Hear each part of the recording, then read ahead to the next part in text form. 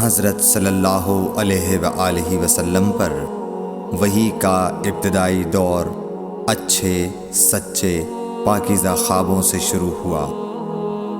آپ خواب میں جو کچھ دیکھتے وہ صبح کی روشنی کی طرح صحیح اور سچا ثابت ہوتا۔ پھر من جانب قدرت آپ تنہائی پسند ہو گئے اور آپ نے غار حرا میں خلوت نشینی اختیار فرمائی اور کئی دن اور رات وہاں مسلسل عبادت اور یاد الہی و ذکر میں مشغول رہنے لگے۔ جب تک گھر آنے کو دل نہ چاہتا توشہ ہمراہ لیے ہوئے وہاں رہتے۔ توشہ ختم ہونے پر ہی اہلیہ محترمہ حضرت خدیجہ رضی اللہ تعالی عنہا کے پاس تشریف لاتے اور کچھ توشہ ہمراہ لے کر پھر وہاں جا کر خلوت گزین ہو جاتے۔ یہی طریقہ جاری رہا یہاں تک کہ آپ پر حق منکشف ہو گیا اور آپ غار حرا ہی میں قیام پذیر تھے کہ اچانک حضرت جبرائیل علیہ السلام آپ کے پاس حاضر ہوئے اور کہنے لگے کہ اے محمد پڑھو۔ آپ فرماتے ہیں کہ میں نے کہا کہ میں پڑھنا نہیں جانتا۔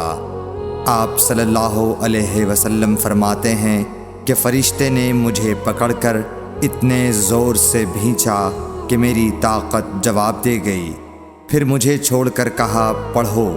میں نے پھر وہی جواب دیا کہ میں پڑھا ہوا نہیں ہوں۔ اس فرشتے نے مجھ کو نہایت ہی زور سے بھینچا کہ مجھ کو سخت تکلیف محسوس ہوئی۔ پھر اس نے کہا کہ پڑھ۔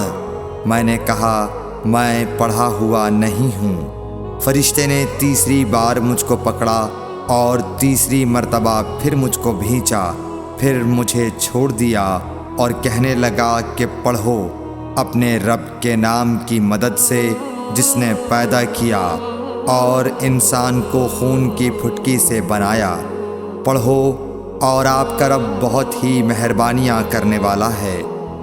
بس یہی آیتیں آپ حضرت جبرائیل علیہ السلام سے سن کر اس حال میں غار حرا سے واپس ہوئے کہ آپ کا دل اس انوکھے واقعے سے کانپ رہا تھا۔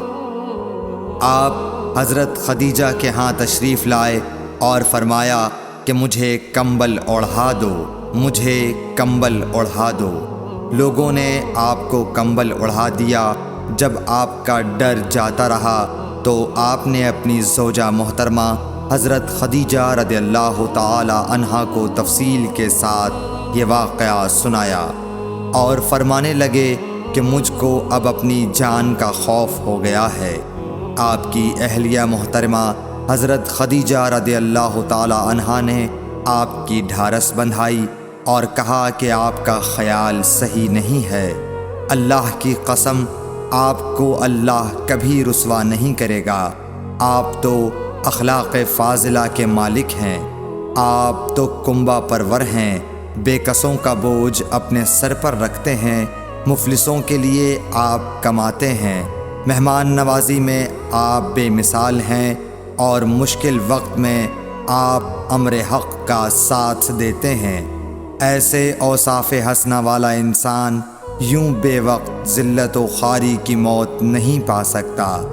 پھر مزید تسلی کے لیے حضرت خدیجہ رضی اللہ تعالی عنہا آپ کو ورقہ بن نوفل کے پاس لے گئیں جو ان کے چچا زاد بھائی تھے اور زمانہ جاہلیت میں نصرانی مذہب اختیار کر چکے تھے اور عبرانی زبان کے کاتب تھے۔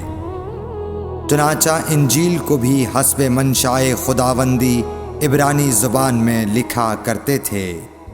انجیل سریانی زبان میں نازل ہوئی تھی، پھر اس کا ترجمہ عبرانی زبان میں ہوا۔ ورقہ اسی کو لکھتے تھے۔ وہ بہت بوڑھے ہو گئے تھے، یہاں تک کہ ان کی بینائی بھی رخصت ہو چکی تھی۔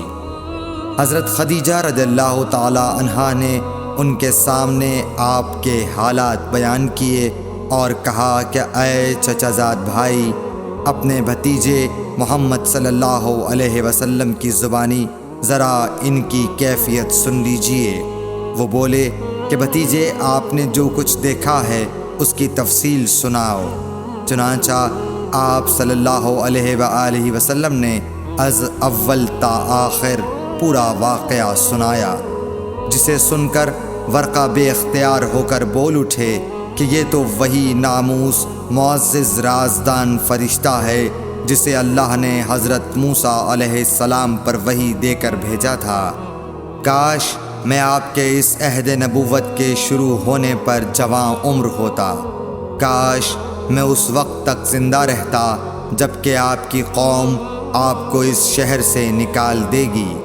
رسول کریم صلی اللہ علیہ وآلہ وسلم نے یہ سن کر تعجب سے پوچھا کہ کیا وہ لوگ مجھ کو نکال دیں گے، حالانکہ میں تو ان میں صادق و امین و مقبول ہوں؟ ورقہ بولا، ہاں یہ سب کچھ سچ ہے، مگر جو شخص بھی آپ کی طرح امر حق لے کر آیا لوگ اس کے دشمن ہی ہو گئے ہیں۔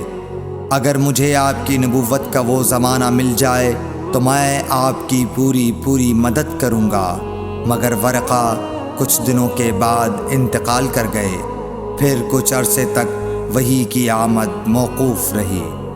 صحیح بخاری حدیث نمبر 3۔